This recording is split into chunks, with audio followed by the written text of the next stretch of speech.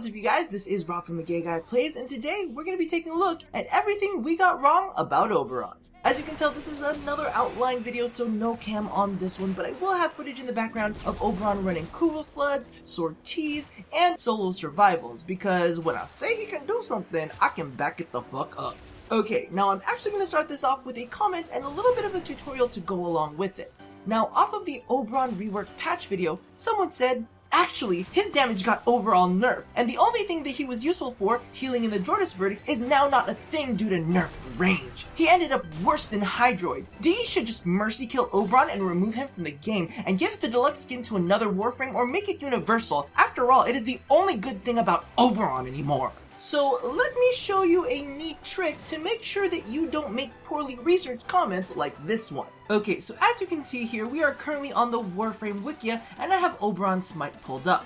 Now, if you are ever curious to see how something was before a rework, there is a very easy way to do it. As you can see, there is the edit button right here, and if you click on the drop down, you can actually go into its history. Now, what you'll see is a little bit of this. Now it's gonna look a little bit crazy, but all you really have to do is search for the dates and look for the dates that came before the most recent rework. And actually you'll see right here, wherever they leave notes as to what's been edited. So the one right before that is December 21st. You can go ahead and open it up and actually look at the history of the ability. So taking a look at Smite, we can see that it did 500 damage, it had 6 projectiles that each did 150 points of radiation damage, correct? Very, very simple. Now, if you want to take a look at the newest version of it, all you have to do is click right here where it says latest revision, and it'll actually pop up the newest version of the page, and you can go ahead and compare that. So as we can see here, 500 damage, 6 projectiles, 150 radiation damage. So this person is saying that Smite is weaker? I mean, maybe the same, but not weaker, right? And you can also see on top of that, it says plus 35% of the main target's maximum health and shields divided evenly among the number of orbs. So it's not weaker, it's the same, and we also have a plus. So wherever this person has gotten the idea that all of a sudden Oberon has gotten nerfed and he's worse than before, I don't exactly know what has put that in their head, but at least we can see very clearly here through the use of the history tab that they are very, very wrong. Alrighty, with that aside, let's jump into where I got it wrong.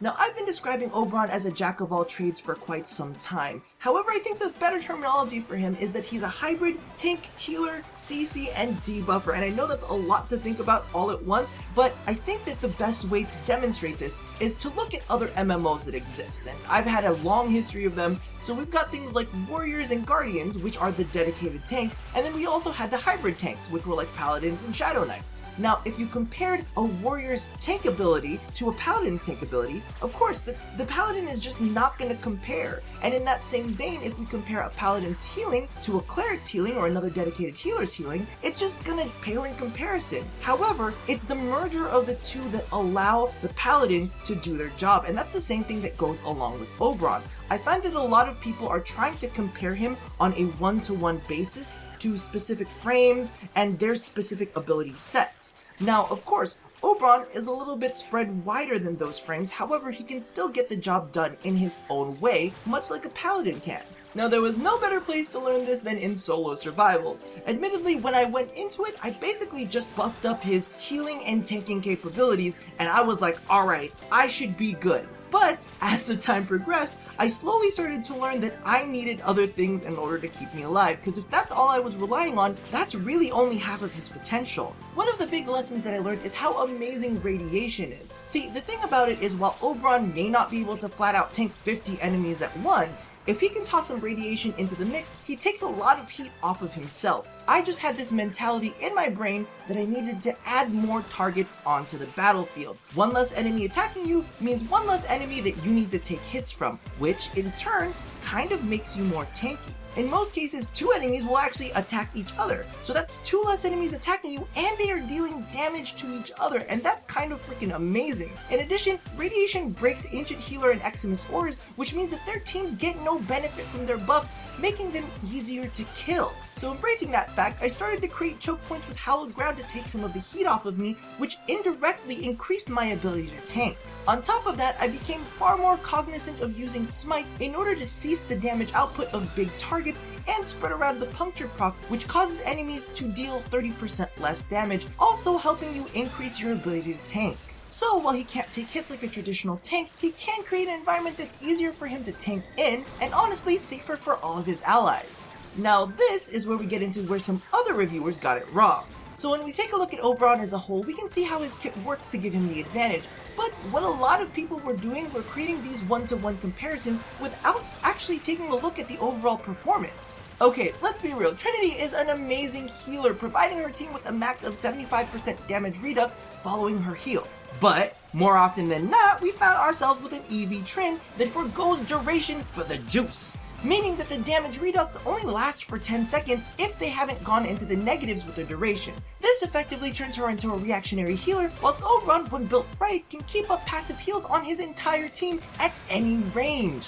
I've also seen comparisons to him and Inaros, which to be honest is probably the closest comparison of the bunch. However, again, his heals are reactionary and in this case require a target to use. And let's be real, in many situations, it's usually someone who's not keeping tightly to the group that's the one that's going down. So you have to find them, then find a target that's close to them to swarm in order to get the heals off, as opposed to just casting Renewal and Hallowed Ground at the beginning of the mission and granting them armor and regeneration passively. And lastly, one of the biggest mistakes that I have seen people make is to compare him to Nidus? Nidus, really? Y'all are crazy. Now don't get me wrong, I love Nidus, but anyone who's actually played Nidus knows that mobility is not his friend. He is all about plunking himself down in an area and spreading that infestation all over the place. For God's sakes, his tankiness requires him to be tethered in a place to a target, meaning that either he's gonna sit his ass down in one spot or be consistently burning his stacks to tether from one enemy to another. So how the hell are you gonna compare that to something that is just passively on?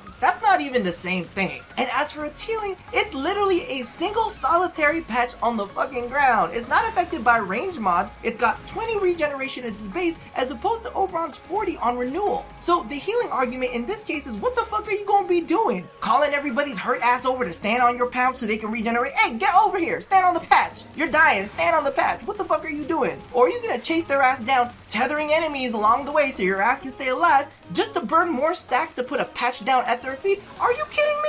If you think that Nidus is a good comparison for Oberon, then you clearly don't understand in-game mechanics. And that really makes me wonder if the people that make this comparison have actually played Oberon or Nidus enough to know what they are talking about. Now, community stupidity aside, let's get to where DE got it wrong. And woo! Now, I know some people must be shook because they do not think that I can speak out against DE. But you didn't hear me when I talked about the most recent batch of augments when they released, my views on the Cycron, or heard me go in on how I was tired of seeing these lasagna-ass Cyandanas. It almost makes me think that maybe they haven't watched any of my videos and probably spent too much time on Reddit reading about me rather than actually paying attention to what I have to say. But no, that wouldn't happen on the internet, would it? Regardless, back in the day I did a video regarding Limbo and Oberon and kind of like what people would want to see from their reworks. If you noticed, I only put out a video on Limbo, and that is because Oberon's section was a clusterfuck. Everybody wanted something different, everybody was at each other's throats. Because of the fact that Oberon could kind of do a little bit of everything, everybody was tugging him in all these different ways, and I was like, damn, DE, you got some work ahead of you. You're gonna have some issues. So in my brain, DE had to get this right straight off the bat.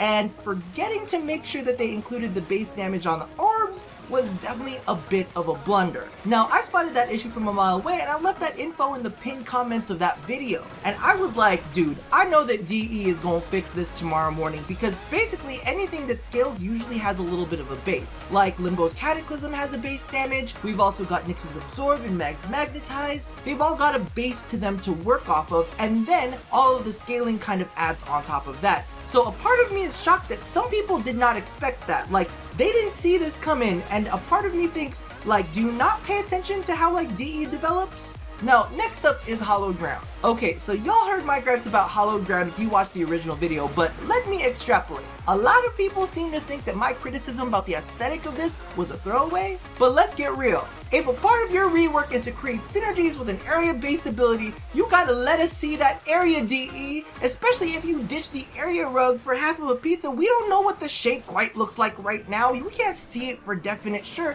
if it's not like really in your face. And I'm not saying make something look crazy, but I'm saying make it look visible. And you know what? They probably tested this on brighter colors, but when you're really trying to drive the synergies home, you have to make this work on a variety of colors so that we have no excuse, so that we can exactly see where all the boundaries are and we know what we're working with when it comes to like all of these synergies that you want us to employ. And last but not least is my biggest pet peeve, and I know that they didn't have all of the time in the world to work this one out, so I'm giving them a little bit of a pass. But there do seem to be some UI issues with the toggle version of Renewal. I can't really blame them because this did see the last minute addition into the rework, so I get that issues are gonna happen, but sometimes the buff icons just disappear. But the ability bar still says it's toggled, and you still get the regeneration. This tends to happen more often on the team than on you, and sometimes the armor numbers are flubbed, with some of them saying the full amount and others just dipping into double digits. Everything behind the scenes is probably like working just right, and the UI is just displaying it wrong, but you know, it makes me a little bit crazy.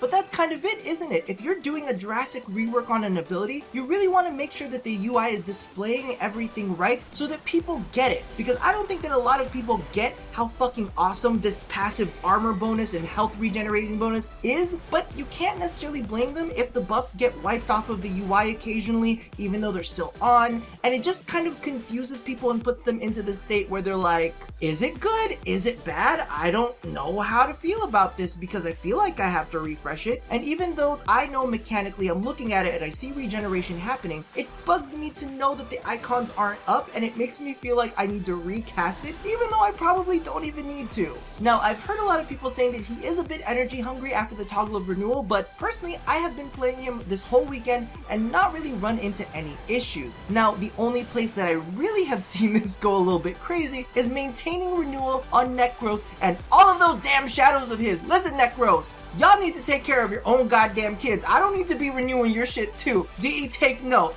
As for everything else, I don't have an issue with anything that they've changed. And that is the big underlined word here, changed. The rework itself makes him feel far more usable than before. Are there other things that I wish they would add? Sure, but as y'all know, I will take a buff any day regardless of whether it's warranted or not. I will take any advantage y'all want to give me, but does that make my wants for additional power or range balanced? Not necessarily. It just means that I'm a greedy fuck that wants to take every inch they are willing to give. And honestly, that about does it for what I think we had done wrong. Also keep in mind that I am here to objectively analyze what they have done, not spew off a wish list of my own wants and desires and try to be a backseat developer. I mean, I may be egotistical, but I'm not that egotistical. Regardless, I'm gonna love you and leave you. I've got a build video that I need to record, so as always, love somebody, hurt nobody, and touch yo vibe.